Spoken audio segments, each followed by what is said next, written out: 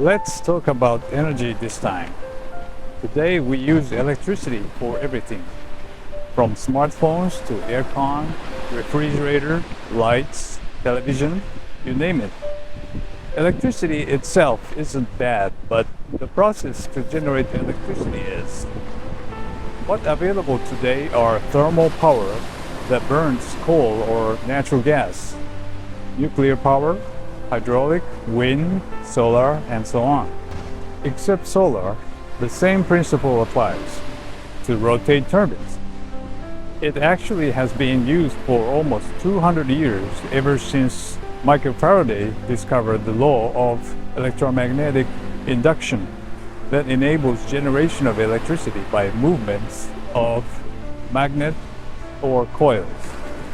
In olden days, a bicycle had a dynamo that lit up when you pedaled by rotation of the wheels.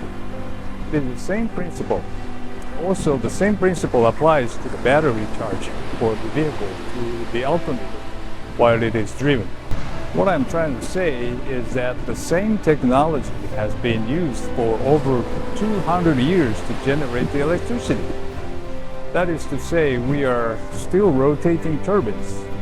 The only difference is the process, either by natural gas, water, wind, or burning trash. Even nuclear power is used just to spin the turbines. What kind of inefficiency is that, considering having dangerous nuclear waste? Some people might already know about vested interests on fossil fuels such as crude oil, coal, and natural liquid gas. But in fact, there are also vested interests involved even in the green energy industries.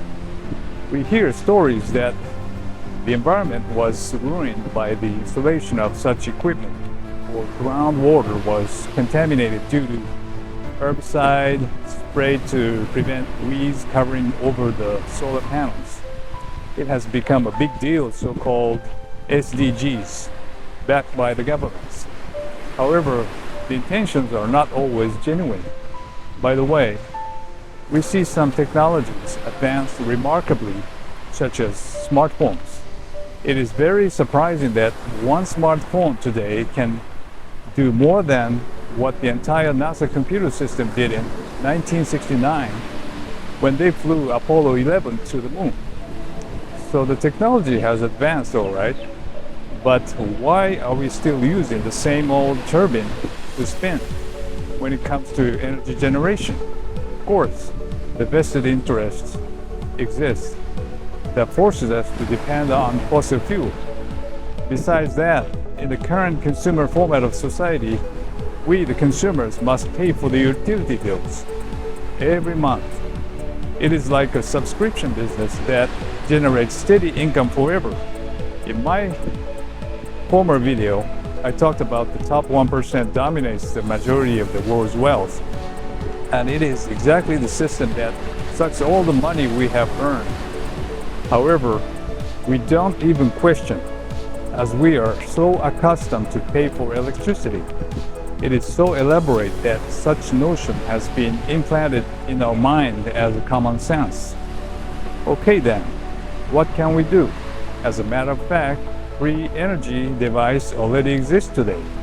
They are small and permanent motion device using neodymium magnets. They rotate alternators to generate power, so the principle is the same as Michael Faraday, but they require no fuel. They are called FFG, fuel-free generator in the creative society. Since they will be installed at each household, no wiring from the power plants will be necessary. FFG will be available during the transition period from the current consumer society to the creative one. If it comes out and prevails now in this society, all the employees of the energy companies and their families will suffer, and the industries with vested interests will never allow it in the first place. The next generation of technology will be the one that extracts unlimited energy available everywhere. In order to do that, we would need to understand ether. The quantum physics today only looks at the material aspects of elemental particles. Thus, it will never achieve true free energy. There was a scientist 100 years ago who understood the mystery of ether. His name is Nikola Tesla. He was a Serbian born in current Croatia. He traveled to the United States and studied together with Thomas Edison. Tesla made the water power generation at Niagara Falls and supported alternative current that is widely used now versus direct current that Edison supported. Tesla was not interested in becoming famous or being recognized. Many of his inventions were announced by Edison that made Edison famous, but the true genius was Tesla. However, his study about ether was forced to stop. Why? Because it was expected to establish free energy.